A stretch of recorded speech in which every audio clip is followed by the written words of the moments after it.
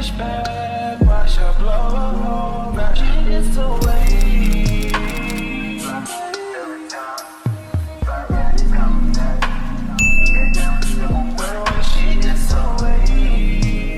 Hi guys, welcome back to my channel. If you're new, I'm Chrissy, and if you're not new, hey bestie, how you doing? If you're new, you can become a bestie too if you go ahead and subscribe to my channel and turn on them post notifications. Follow me on social media so you know what's going on when I'm not on YouTube. Now, I'm finally giving y'all what y'all have been asking for in my comments, and that's part 2 of my sugar daddy asked me to do weird favors. Now, if you haven't seen part 1, I suggest you go watch it because that's why everybody else is here, babe. I don't know. I just feel like I've been avoiding this story time because it's just a lot. But I'm gonna give this story time to y'all, and I just gotta hope y'all enjoy it. But again, make sure you subscribe to my channel, turn on the post notifications, and follow me on social media.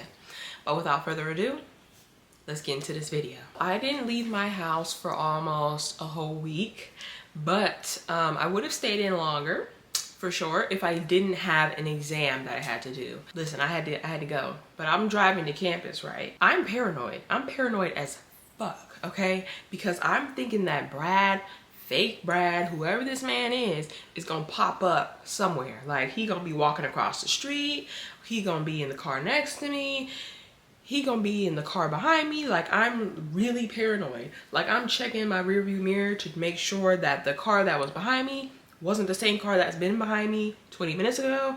You know, it was just a lot. I was so paranoid that I was running stop signs, I was running red lights. I could have caused an accident. Bruh. Okay?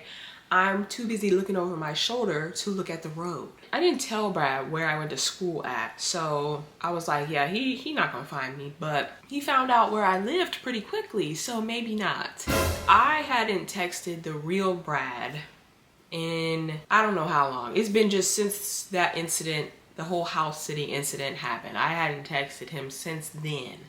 Okay, and I wasn't going to. My plan, as dumb as it may sound, was to act like nothing happened. I'm not gonna stir the pot. I'm not gonna stir the pot and just for no reason. No, I'm not gonna do that. And even if I did text him, what was I supposed to say? Oops, sorry, I didn't follow all the rules, and now there's a twin of yours running around the city. Oh, sorry.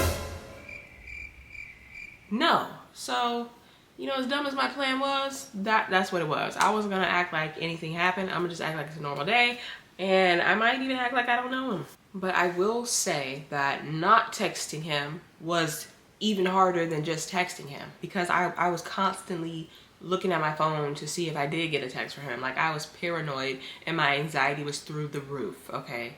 But anyway, after my exam, I was making the drive home, and I'm looking at where I normally park, and why is a man standing there that I don't know, never seen around the place before, around the neighborhood before, and I'm trying to just, you know, make a slick little pass through so maybe he didn't see me, but it was already too late. Obviously, I wasn't driving fast enough. I pull up into my regular parking spot, and I'm just sitting there, but I don't put my car in park. What I do is I put it in reverse, and I keep my foot on the brake, just in case I gotta make a quick getaway. The man comes up and he taps on the roof of my car, and he's like telling me to roll down the window, roll your window down. Mind you, this is the same man that was at the house where I had to pick up that package. If you watched part 1, you would know that that's Julio. Okay, so Julio was the man that was in the driveway. So while he's trying to tell me to roll down the window, I'm looking at the front door, just trying to see, would I be fast enough to get to the front door and unlock it and get in and lock it before anything were to happen? And that question was a no. Then I'm looking at my rearview mirror. Is there anybody outside? Any witnesses? No, there's nobody outside. What I do is, like I said, I kept my car in reverse, and he kept telling me to roll down the window. So what I do is I press the roll down the window button for like a split second, and there's a tiny crack. So I can hear what he's saying through this crack. Like, I don't think it needs to roll down any more than that. While I'm looking paranoid, he says, "You know, it's not me you should be afraid of." And I was like, yeah, right, sure. Why are you even here? What is it with Brad? Like, what What's the deal? And he's like, you fucked up. You managed to miss one rule and you messed it up. And he was like, They always seem to miss one. what do you mean by that? Because who is they? And why were other people in the same situation I was? Like, why did they have to spend the night? Like, what's up with that? So I'm in the car and I look up at him and he's talking. And I didn't know what to say to this man. I'm just looking at him. And he says, get out of the car.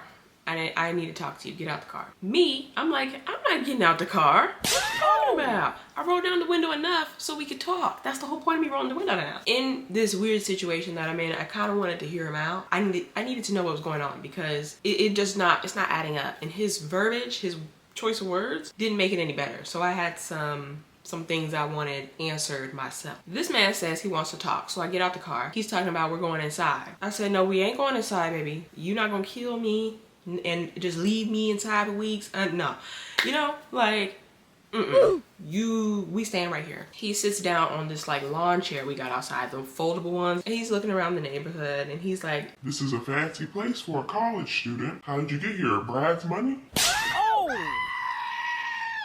I'm like, which Brad? The one I've been talking to or the one that appeared up at the house sitting gig I was at, like, you know, a couple weeks ago? Which one are you talking about? And he's like, what? And he sounded just as confused as I was. He didn't know what to say. He was like, what are you talking about? What do you mean the Brad that appeared at the house? Brad is out of town. He's on a trip. And he was like, I came here to tell you that you forgot to lock the door after your house sitting gig, and Brad won't be happy about it. Brad is very particular about these things, and he's gotten rid of other girls for worse shit and pettier shit than this. What do you mean by that? I was like, other girls? What are you talking about, other girls? When Julio said that, it made me think of two things. First of all, I thought you were here to tell me that I didn't turn the TV on all night, because I didn't. That was like one of the things I mentioned in the other video. I didn't turn the TV on. But now I didn't turn the TV on and I didn't lock the door. Number two, he said Brad's gotten rid of other girls for, you know, pettier and worse shit than this. What do you mean gotten rid of? That's your words, gotten rid of. What do you mean by that? Like, surely there would be no harm to come to me because I didn't turn the TV on or because I didn't lock a door. You know what I'm saying? So it just made me question a lot of things. The whole running errands thing, it just made me like, who am I talking to for real? Julio asked me, was there somebody else in the house? And I was like, Brad was at the house. He literally offered me some breakfast. And Julio was like, how do you suspect that when Brad hasn't come back from his trip yet? And I just did this. I don't know. You tell me, because you're more involved than I am. I could tell Julio was getting a little annoyed, and he had stood up and he was like, You know what? Fine. I came over here to ask for a little bit of the cash, but you know what? It seems like you done fucked up more than I thought. So I'm out of here and I'm not dealing with it. I'm done. Good luck to you. and he just walks off. I go into the house, I lock the door, and I watch through the peephole to make sure that Julio walks completely away. And I start pacing. I'm pacing for a couple hours now. I was freaking out. I was like, what is Brad going to do to me when he comes back from this trip and realizes that I really messed up? Like, what is he going to do? I was like, maybe Julio was right. Like, what if somebody broke in? Like, what if I messed up more than I thought and like somebody broke in? And my mind was going a mile a minute. Like, there was so many thoughts that I couldn't even really process what I was thinking for real. It was just like thoughts.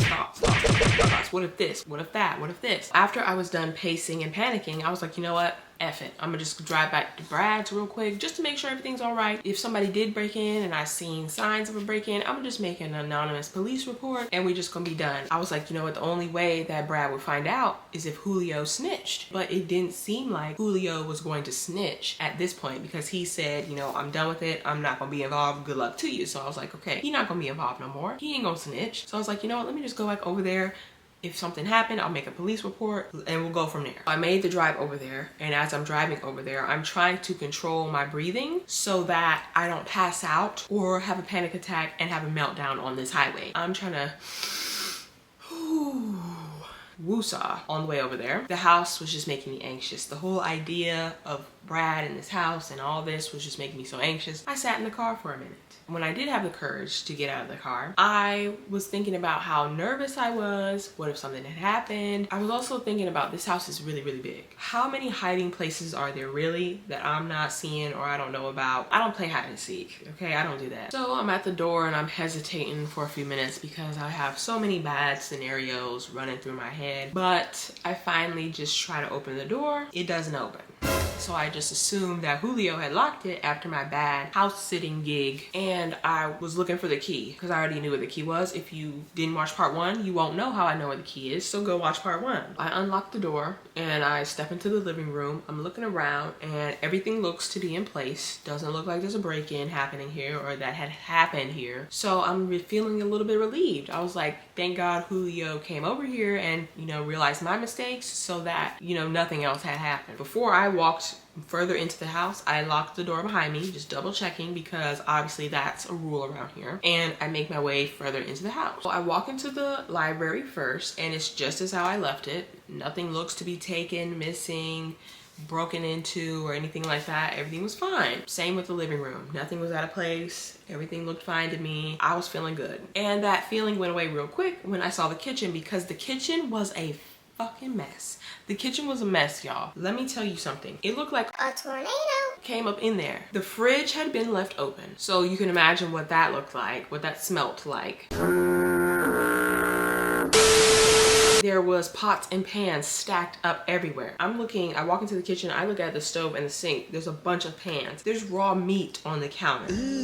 Brother, There's raw meat in the fridge and the blood from the raw meat is dripping out the fridge onto the floor. And it just stinks. And there's eggshells on the counter. It's a mess in here. I walk over to the mess of dishes that I see and I like just pick up this pan. I don't know what told me to pick it up, but I just picked it up and it was hot.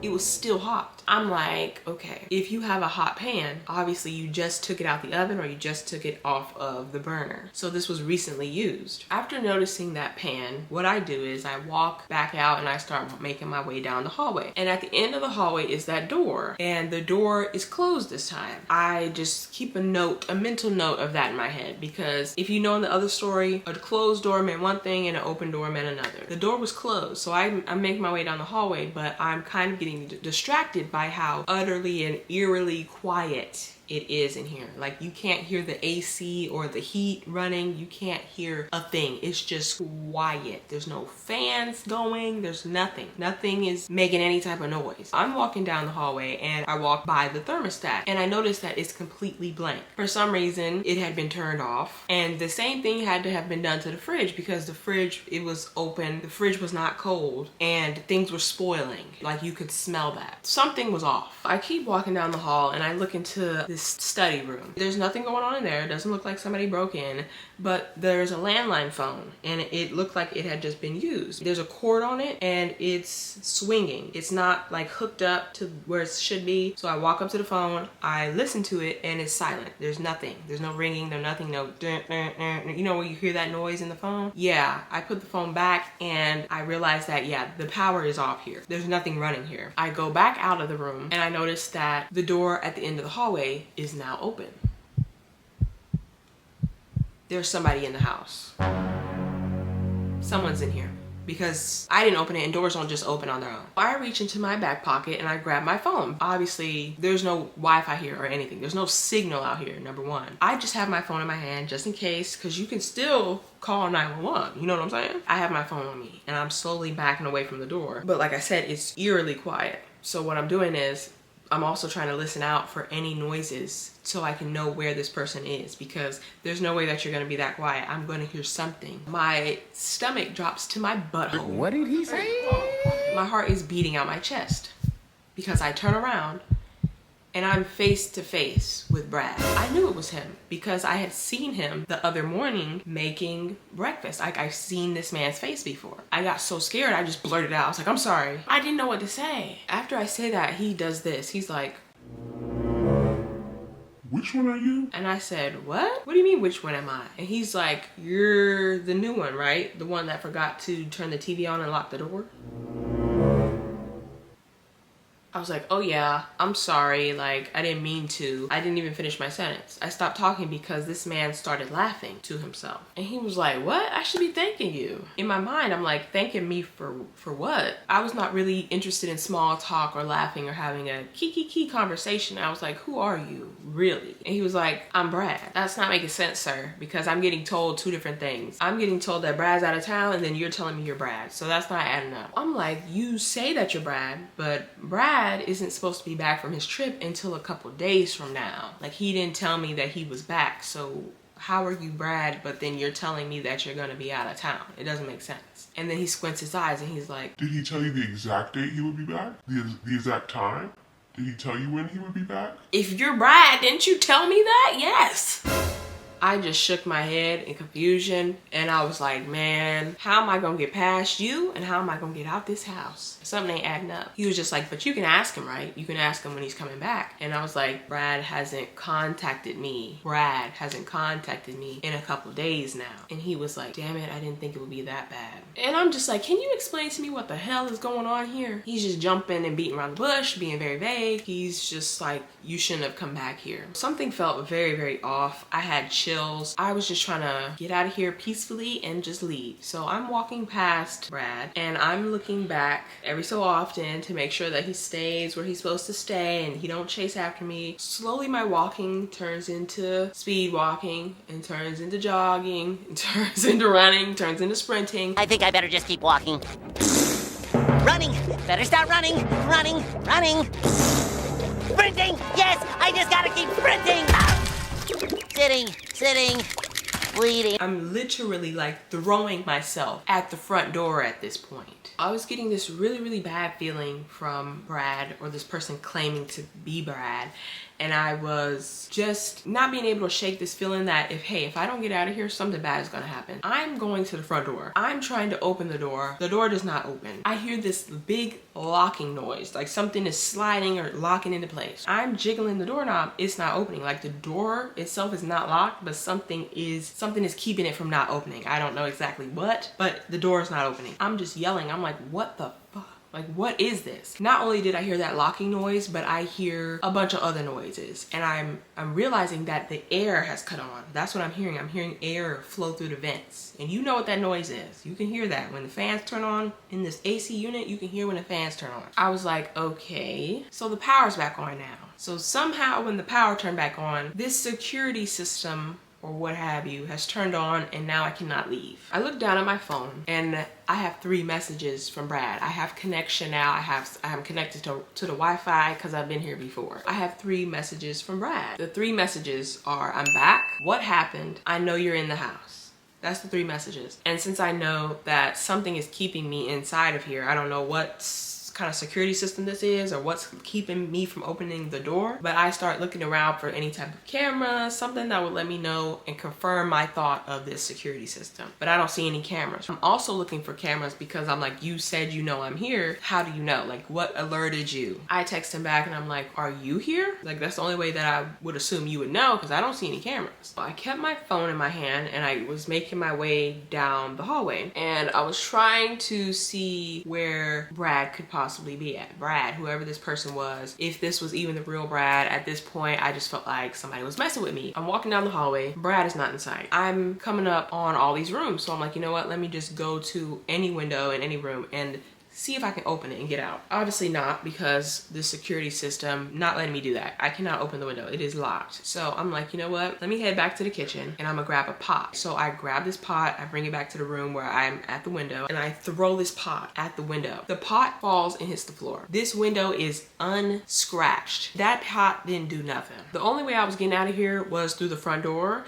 but first the security system had to go off. Otherwise I wasn't getting out of here. I'm walking back through the hallway and I don't see Brad, so I'm just like, Brad? And I'm just like creeping through the house, trying to listen out for noises. And that door at the end of the hallway was closed again. And I was like, okay, I'm gonna go to that door because obviously there's some type of communication between Brad or whoever was in the house and this door because it keeps opening and closing. It was just open and now it's closed. So Brad has to be on the other side. So I go towards it and my phone buzzes. I look at my phone and I have a text that says you were supposed to follow the rules. And I text back and I'm saying, I know, I just came back to make sure everything was all right. After I text that, I still have my phone in my hand, but I'm just trying to give myself the courage to open up this door because I don't know what's behind this door. Like, I don't know if anybody has seen or watches Corey Kenshin or anybody really. Okay, so any gamer like that, but they play this game called Scrutinize, and this creepy man in a lab coat is usually behind this closet door, and like sometimes you open it and the man just creeps you out real bad. And that's what I thought that was gonna happen. I'm getting the courage to open up this door. I open it, I'm looking downward. All I can see is this old rickety wooden staircase, and it's badly lit down there in the basement. Like, it's just no light, barely any light. But what happens is I go down them steps and I see Brad, or whoever this person is, Brad, sitting on a couch in the basement. As soon as I like make eye contact with Brad, he gets up and he's like, "What are you doing?" And I'm like, "The door's locked, I can't get out." And his face is turning red. He's like, "You're so fucking stupid. Why did you come back?" And I was like, "Listen, I would have been left already. You wouldn't even know I was here, but the door is locked and I can't get out. How was I supposed to know that when the security system and the power come back on, the door's gonna lock and I'm not gonna be able to leave? Nobody told me that. That was not on the list of rules." And I was like, "I only came back because I wanted to make sure everything was fine." And he was like, "Who cares? You got $1,000 for house sitting. Why not take the money, leave, and never come back and not worry about the situation?" And I was like, "You know what? You're right." Bruh. Couldn't even argue there. I'm just confused and annoyed, especially in this situation. Like, how are you talking to me like that? So I'm like, "Why are you even here? Because you're clearly not Brad. So why are you here and who are you?" And he's like, "How do you know? How do you know I'm not Brad? Have you ever talked to him on the phone? Have you ever FaceTimed him? Have you ever seen him? Have you ever met him? How do you know I'm not Brad?"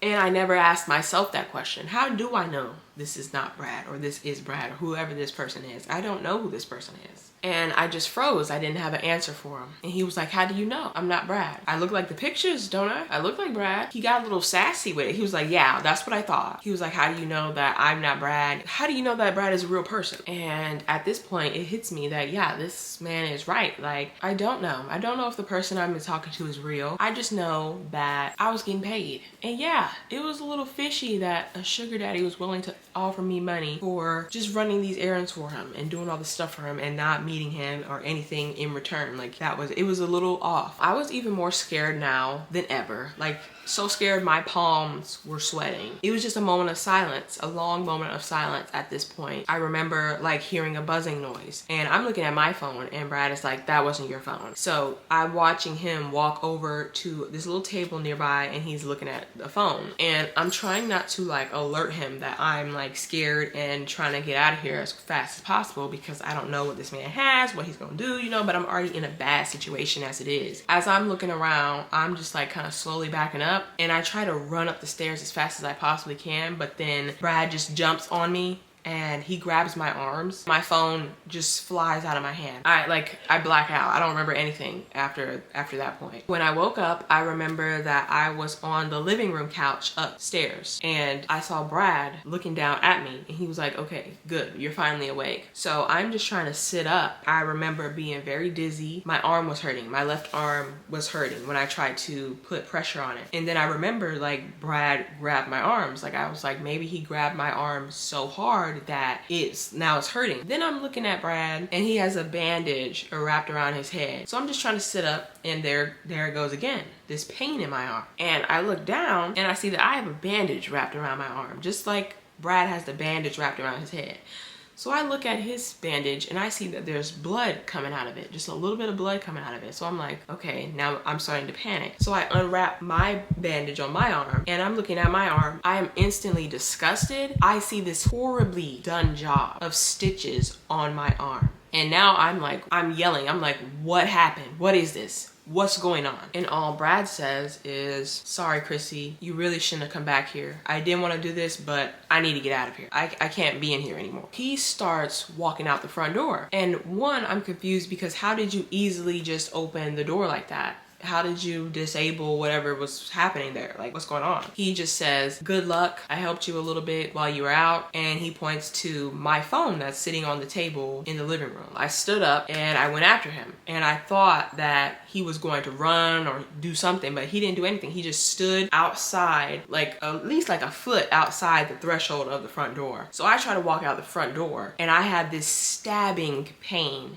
in my left arm, and it goes through my whole body, and it's so much pain to the point where I cannot move anymore. I'm like, what the fuck did you do to me? Like, what is this? I'm laying on the ground and I'm shaking in pain. And I'm just like, what did you do to me? And he's like, I'm sorry. I didn't want to do this to you, but it's been 8 months. I had to get out of here and you were the first one to come back. I'm sure you're a good person, but I just can't be here anymore. And that statement shook me. 8 months? You can't be here anymore? What's going on here? All Brad has to say for me is, Julio will come by. He'll give you food and water and everything like that. And don't try to take whatever that is out of your arm, because Julio will know there's cameras everywhere. And I learned the hard way. He won't hesitate to stop you. And I didn't know what to say or what to do. Even if I did run outside, I'd be in too much pain to make it anywhere. All I could do was watch Brad get into my car and drive off. I remember what Brad said before he left, how he had helped me out in some way and he was pointing to my phone. So I walk over to my phone, turn it on, and I unlock it and I look at it. I'm looking through my phone, I'm looking through everything. I look at my Tinder profile. It's changed.